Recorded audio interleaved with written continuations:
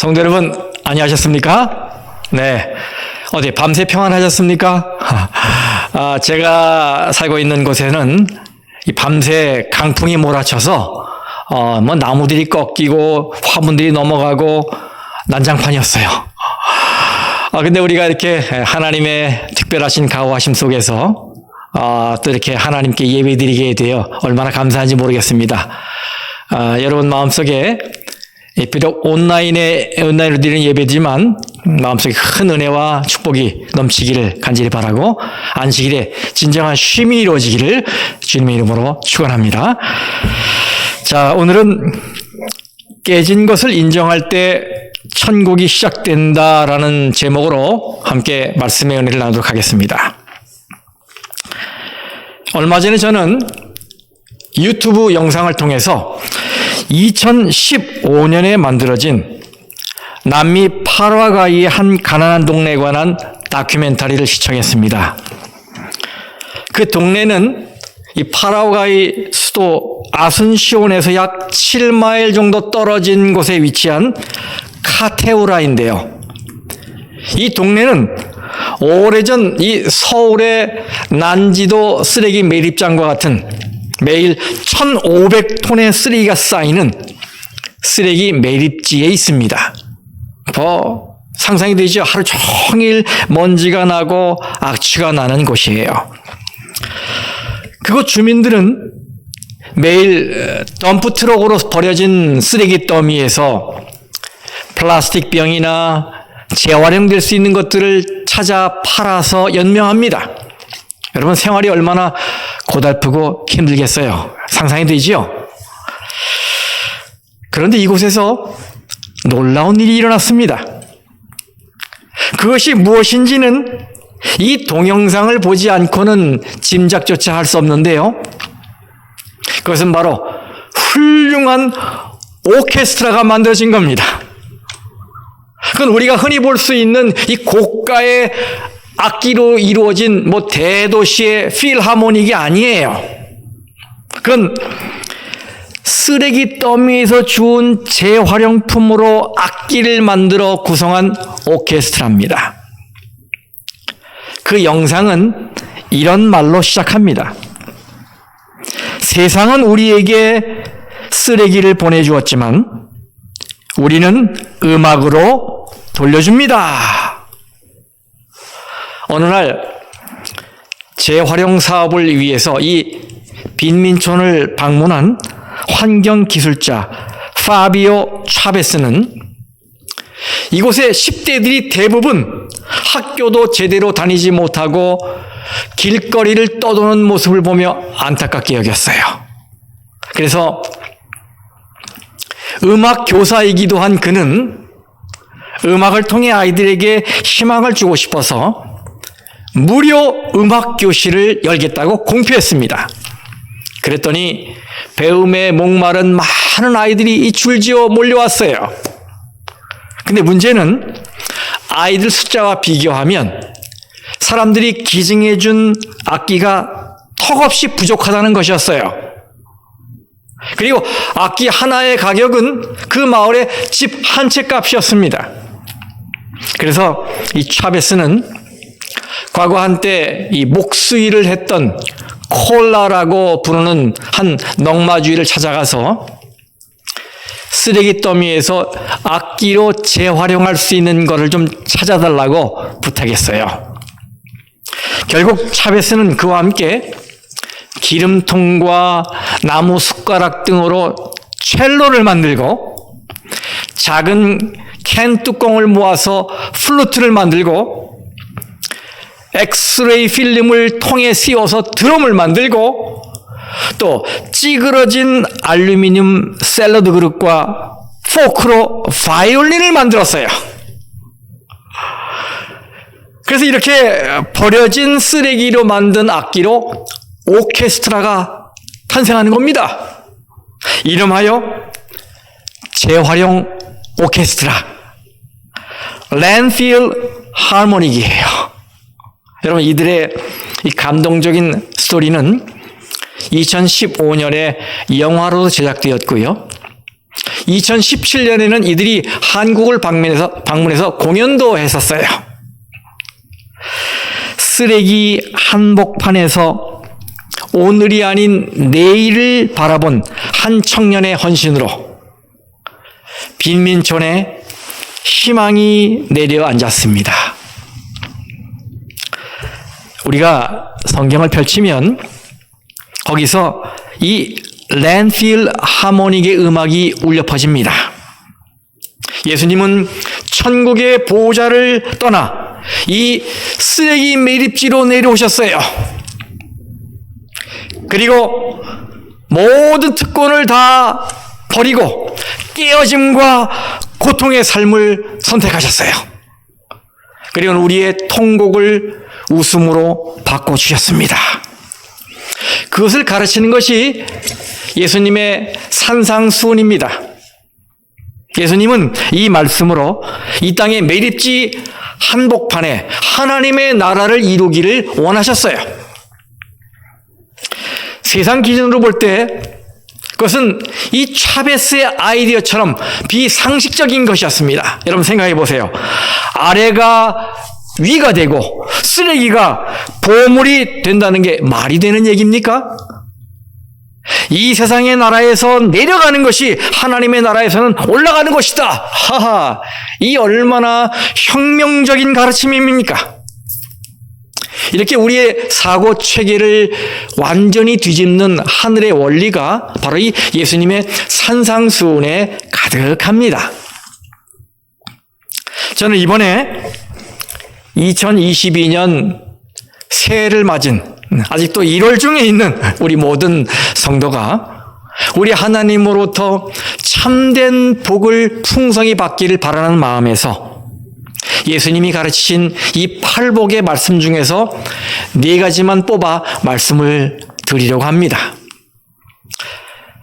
저는 이 말씀으로 여러분 모두가 진정한 복, 참된 복을 누리기를 바랍니다.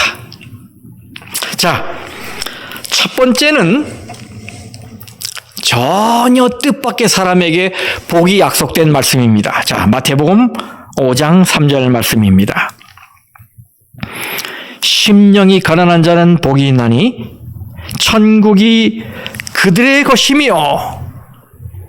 여러분, 여기 이 가난한 자가 복이 있다는 이 말씀에 혹시 환호성을 지르신 분이 있을까요? 와, 나는 완전히 파산했으니까 이제 천국은 내 것이다. 그도 그럴 것이 예수님이 여기서 사용한 이 가난이라는 단어는 bankruptcy, 파산이라고 번역되는 단어이거든요.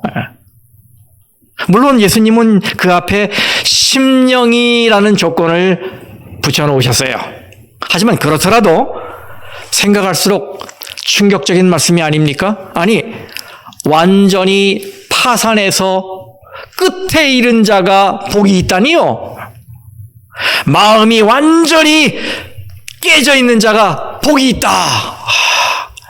이거 혹시 예수님이 잘못 말씀하신 건 아닌가요? 우리는 돈이 많은 자 혹은 마음이 부유한 자가 복을 받은 자라고 생각하고 있는데 이 세상 논리와 완전히 반대되는 말씀이 아닙니까? 세상은 쓰레기 더미 위가 아니라 세상 꼭대기에 서라고 가르치고 있어요. 그런데 쓰레기 더미 위에 앉은 자는 복이 있나니, 이 예수님이 뭔가 단단히 착각하고 말씀하신 건 아닐까요? 예수님 말씀에 의하면 이 세상에 멀쩡한 사람은 단 한 명도 없습니다. 우리는 모두 다 깨져 있습니다. 그럼 우리는 어떻게 깨져 있는 걸까요? 자, 우리 다 함께 시몬이라 불리는 한 종교 지도자의 집으로 가보십시다. 거기에는 지금 저녁 만찬이 벌어지고 있습니다. 누가복음 7장의 이야기입니다. 베다니 마을에 시몬이 예수님을 초대했어요. 여러분, 시몬이 누굽니까? 그는 나병에 걸렸다가 예수님에게서 치료받은 바리새인이었어요. 그런데 예수님이 유월절을 지키러 예루살렘으로 오신다는 소식을 듣고 자기를 낫게 해주신 것에 대한 감사의 표시로 예수님을 초청한 겁니다. 그런데 누가복음을 읽어보면 예수님은 이 시몬에게서 제대로 된 대접을 받지 못하신 것 같아요. 여러분, 이런 만찬회에는 주인이 손님에게 행해야 하는 분명한 예법이 있었어요. 먼저 영접 인사로 손님의 손에 입을 맞춰야 했습니다. 하지만 시몬은 시작부터 예의를 지키지 않았어요. 또 그 지역은 기후가 건조하기 때문에 마른 땅에서 먼지바람이 온종일 불어댑니다. 그래서 손님이 방문하면 주인은 먼저 그를 상석에 앉혀놓고 자기가 하든 아니면 종을 시키든 손님의 발을 씻겨주는 것이 예의였어요. 그렇지 않으면 최소한 스스로 씻을 물이라도 떠줘야 했습니다. 그런데 시몬은 그마저도 하지 않았어요. 또 환대의 표시로 손님의 머리에 기름을 부어주는 것이 예의였습니다. 그런데 시몬은 그 일도 하지 않았어요. 해보려다가 실패한 게 아닙니다. 애초에 할 생각이 없었던 것 같아요. 초대를 해놓고 제대로 된 대접을 하지 않은 거예요. 그래서 우리는 이 시몬이 예수를 초대한 건 예수님에 대한 최소한의 감사의 표시였을 뿐이지 그 이상도 그 이하도 아니었다는 걸 알게 됩니다. 다시 말하면 예수의 제자가 되기 위해서라든지 아니면 예수에 대한 사랑이나 존경에서 나온 건 아니란 말이에요. 이것은 누가복음 7장 39절 말씀을 통해서 그가 예수를 믿지 않고 또 선지자로도 인정하지 않으려 했다는 사실에서 알 수 있습니다. 그런데 그 자리에 한 여인이 예수님께 다가왔어요. 이 여인은 요한복음 11장과 12장에 의하면 죽었다가 부활한 나사로 그리고 마르다의 여동생 마리아였어요. 많은 성경학자가 이 베다니 마을의 마리아를 막달라 마리아로 알려진 여인과 동일 인물로 봅니다.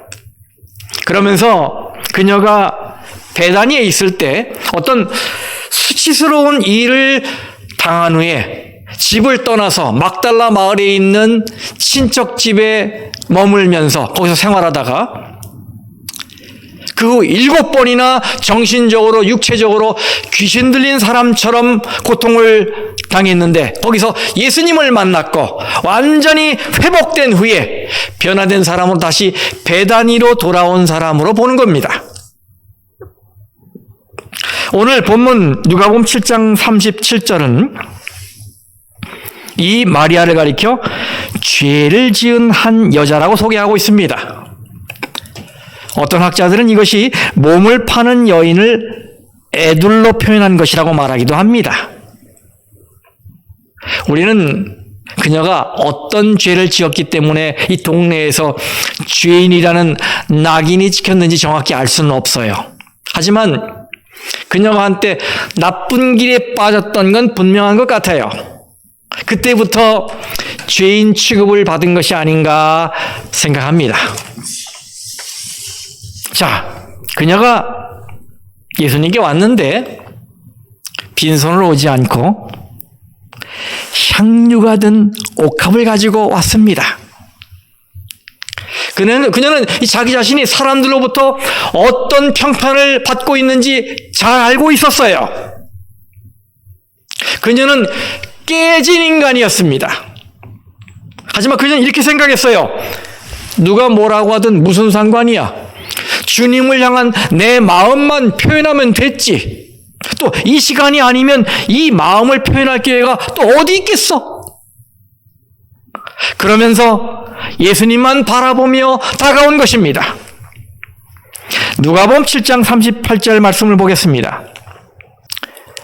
예수의 뒤로 그 발 곁에 서서 울며 눈물로 그 발을 적시고 자기 머리털로 닦고 그 발에 입 맞추고 향유를 부으니, 예수님 시대에 이 부자들이 연회를 열면 그 모습이 이렇습니다. 대개 식탁을 디귿자 모양으로 이 3면에 배치하고 가운데 이 비어진 공간에는 종들이 음식을 나눌 수 있게 했어요. 그 손님들은 식탁 뒤에 마련된 평상 위에 왼 팔꿈치를 기대고 거기에 이 상체를 기댄 채 비스듬히 옆으로 누워 식사했습니다. 그래서 시중 드는 사람들이 향유를 바르거나 발을 씻기기 위해 손님들의 머리와 발 근처에 다가가기가 쉬웠습니다. 이런 모습을 연상하면 이해가 될 것 같습니다. 보시죠? 네. 자, 마리아도 살며시 예수님 뒤에 다가와 앉았습니다. 그런데 마리아는 예수님 뒤에 있을 때 참으려고 노력했는데도 눈물이 쏟아졌어요. 본래 작정한 건 아니었는데 그 순간 그만 자기가 예수님에게 얼마나 큰 사랑을 받았는지 아무리 생각해도 너무나 감격스러워서 마음이 동한 거예요. 보통 눈물의 특징은 눈물이 우리 눈을 가득 채울 때 상황을 더 분명하게 볼 수 있게 된다는 거지요. 감사와 사랑의 눈물이 그녀의 뺨을 타고 흐릅니다. 그 눈물이 예수님의 발에 툭툭 떨어졌어요. 그때 여인은 가져온 향유를 담은 옥합을 깬 후에 그 귀한 향유를 예수님의 발에 부었습니다. 그리고는 자신의 머리카락을 풀어 헤칩니다. 여러분, 유대인의 관습에 여자가 여러 사람 앞에서 머리카락을 풀어 헤치는 건 망신거리였고 수치스러운 행동이었어요. 그러나 이 여인은 예수님께 최고의 사랑과 존경의 마음을 표현하기 위해서 스스로 구경거리가 되는 것을 부끄러워하지 않았습니다. 자신은 이미 깨어진 사람이라는 걸 스스럼 없이 드러냈어요. 그녀는 머리카락으로 예수님의 발을 닦고 향유를 골고루 발랐습니다. 그리고는 땀과 흙으로 범벅이 된 예수님의 발에 입을 맞추기 시작했어요. 시몬은 당연한 예의도 지키지 않았고 예수님의 머리에 그 흔하디 흔한 감람유, 올리브유 한 방울 부어드리지 않았는데 이 여인은 값비싼 고급 향유를 예수님의 발에 부어드렸습니다. 시몬은 예수님을 초대해놓고는 발 씻을 물도 제공하지 않았는데 이 여인은 자기의 머리를 풀어 예수님의 발을 닦아드렸습니다. 그녀가 흘린 눈물은 바로 시몬이 제공했어야 할 발 씻는 물이 되었어요. 항상 예상을 깨는 가르침을 가르치신 이 예수님은 이번에도 모두가 의롭다고 여기는 남자와 모두가 악하다고 손가락질하는 이 여자를 정반대로 다루셨습니다. 예수님은 시몬에게는 꾸지람을 하셨고 여인에게는 축복과 구원의 말씀을 하셨습니다. 누가복음 7장 48절 50절을 읽겠습니다. 네 죄사함을 받았느니라. 네 믿음이 너를 구원하였으니 평안히 가라. 예수님은 이 말씀으로 마리아에게 죄가 용서되었다는 확신을 주셨습니다. 동시에 그녀를 소문난 죄인으로 바라본 사람들의 선입견을 바꿔놓으셨어요. 그렇게 하심으로 예수님은 오늘 말씀 심령이 가난한 자는 복이 있나니라는 약속을 이루셨어요. 성도 여러분, 여러분은 이 이야기 속에서 혹 닮아야 할 사람이 있다면 누구를 닮고 싶으십니까? 혹시 돈과 권력을 가지고 있고 많은 사람들의 존경을 받는 종교 지도자 시몬과 같은 사람이 되고 싶으십니까? 아니면 사회에서는 천대받았지만 예수님께는 사랑과 은혜를 받은 이 여인과 같은 사람이 되고 싶으십니까? 이것은 대답하기 참 까다로운 질문이지요. 왜냐하면 대부분 둘 다 원하기 때문이에요. 대부분 돈도 갖고 싶고 권력도 갖고 싶고 그러면 사람들의 존경도 받고 싶고 예수님에게 사랑과 은혜도 받기를 원하지요. 다시 말하면 자신이 깨진 사람인 걸 드러내기 싫은 것입니다. 그러나 한번 생각해 보십시다. 우리 중에는 자기의 속마음을 남들에게 잘 드러내지 않는 사람들이 간혹 있어요. 여간에서 자신의 비밀을 이야기하지 않습니다. 집도 보여주기 싫은 거예요. 이렇게 저렇게 이야기 나올까 봐. 충분히 이해가 되는 일입니다. 그런데 그런 분들하고 작정하고 이야기를 나누다 보면 우리가 깨닫게 되는 게 있어요. 아하, 다들 금이가 있고 깨져 있구나. 여러분, 그런 의미에서 시몬은 깨진 사람입니까? 그가 누구라고 그랬죠? 네, 바리새인이라고 그랬죠. 그가 바리새인이라는 이 말은 그동안 쉽지 않은 길을 걸어왔다는 걸 의미합니다. 어릴 때부터 엄격한 훈련을 받고 모세 오경을 통째로 다 외우고 미시나와 탈무드를 공부하고 또 일주일에 2번 금식하고 하루에 3번 목욕하는 것 같은 이 까다로운 규칙을 지키고 평생 율법을 지키며 살겠다고 3명 이상의 증인 앞에서 선서를 한 사람이에요. 더군다나 메시아에 관한 500개에 달하는 예언을 토시 하나 틀리지 않고 암송할 줄 안다는 뜻입니다. 그런데 그가 어떻게 했어요? 지금 그 메시아를 앞에 두고 어떻게 행동했습니까? 예수님을 불청객 다루듯 대했습니다. 그는 그렇게 깨져 있었습니다. 아니, 완전히 깨져 있었어요. 자신의 심각한 상태를 모르는 것이야말로 진정 깨진 것이 아니고 무엇이겠습니까? 그런데도 시몬은 아닌 척했지요. 자신은 아무것도 부족한 것이 없고 아주 잘 살아온 사람인 것처럼 행동했어요. 그 여인처럼 자신을 솔직하게 드러낼 용기가 없었던 거지요. 제가 얼마 전에 테드 강연 한 편을 보게 되었습니다. 이 테드 토크, 이 테드 강연은 보통 약 한 20분 정도로 이루어진 짧은 강연인데요. 여기 나와서 강연하는 이 강연자들은 대부분 각 분야의 저명 인사나 자기 분야에서 괄목할 만한 업적을 이룬 사람들이에요. 제가 본 이 테드 강연은 2010년 6월에 임상사회복지 전문가인 브레네 브라운 박사가 한 강연이었는데 제목이 The Power of Vulnerability, 취약성의 힘이었어요. 취약성의 힘. 그 강의 내용을 제가 잠깐 소개해 드릴게요. 강의 핵심은 이겁니다. 이 브라운 박사는 오랜 기간의 연구와 수많은 사람과의 인터뷰를 통해서 자기 자신을 가치 있다고 생각하는 사람들에게 공통점이 있는 걸 발견했어요.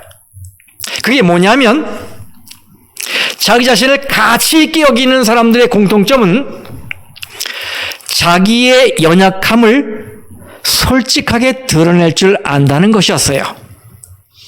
아주 용기 있는 행동이지요. 그래서 이 브라운 박사는 용기에 대해 말합니다. 용기를 영어로 courage라고 하지요. 이 courage라는 이 말은 심장을 뜻하는 라틴어 코르에서 왔고, 이 코르의 원래 의미는 내가 누구인지 나의 마음을 솔직하게 이야기하는 것이라고 합니다. 내 마음을. 그래서 여러분, 용기 있는 자가 누구인지 아십니까? 바로 자신이 불완전하다는 것을 남에게 솔직하게 말할 수 있는 자라는 거예요. 그렇게 용기 있게 자신을 드러내면 유익한 점이 있는데, 그것은 바로 그럴 때 다른 사람들과 진정으로 연결된다는 것입니다. 여기서 이 브라운 박사는 영어로 connection, 연결이라는 단어를 이야기합니다. 우리는 살면서 어느 것과 연결이 돼 있어요. 개인과 조직, 또 개인과 개인 간에 연결이 돼 있어요. 이 시간에 여러분이 이렇게 말씀을 듣는 것도 연결돼 있기 때문에 이루어지는 거예요. 이 교회와의 연결, 그리고 인터넷과의 연결, 이런 것들 말입니다. 이해하시겠죠? 또 우리는 이런 연결을 위해 살아가요. 그런데 삶의 목표가 연결임에도 불구하고 많은 사람이 단절로 고통받고 있습니다. 그 이유는 부끄러움 내지는 수치심, 이 shame, 이 수치심이 연결을 방해하고 있기 때문입니다. 내가 부족하기 때문에 할 수 없는 것들을 다른 사람들이 알게 되면 혹시 관계가 끊어지면 어떡하나라고 하는 이런 생각 때문에 자신의 부족함을 드러내지 않고 감추는 이런 정보의 단절이 그 중요한 연결을 방해하고 있다는 겁니다. 그럼 여러분, 연결은 어느 때 이루어지는 것일까요? 바로 내가 가지고 있는 약점과 부족을 남에게 보여줄 때 이루어지는 거라는 거예요. 뭐라고요? 내가 가지고 있는 약점과 부족함, 나의 취약성을 보여줄 때 그 연결이 이루어지는 거란 말이에요. 내가 나의 부족을 알고 그것을 솔직히 인정하고 용기를 가지고 그걸 드러낼 때 그 취약성이, 그 연약함이 오히려 파워, 힘을 발휘하게 되면서 삶의 목표인 연결이 이루어지는 것이란 말이에요. 이게 그 내용입니다. 그렇습니다. 이 세상에 완벽한 사람은 없어요. 모든 사람이 다 깨져 있습니다. 그러므로 여기서 중요한 점은 내가 깨져 있다는 사실, 그 약점을 받아들이는 것입니다. 그것을 포용하고 자신에게 솔직해져야 사람을 대하는 것이 그때부터 쉬워지는 겁니다.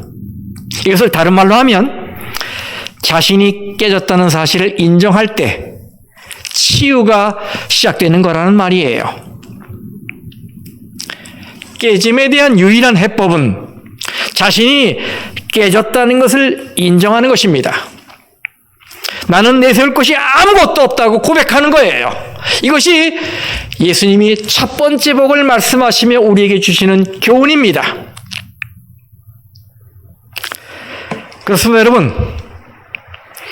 여러분도 그렇고 저도 그렇고 멀쩡하지 않습니다. 우리는 굿윌 스토어에 걸린 쓸만한 중고품이 아닙니다. 우리는 볼썽사납게 깨지고 찢어지고 부서진 자들이에요. 우린 그런 사람들이에요. 그런데 감사한 것은 깨진 우리를 하나님이 온전히 회복시켜 주신다는 것입니다. 그럼 감사하죠? 아무도 거들떠보지 않는 폐품이지만 그것으로 하나님만이 하실 수 있는 멋진 작업을 하시는 것입니다.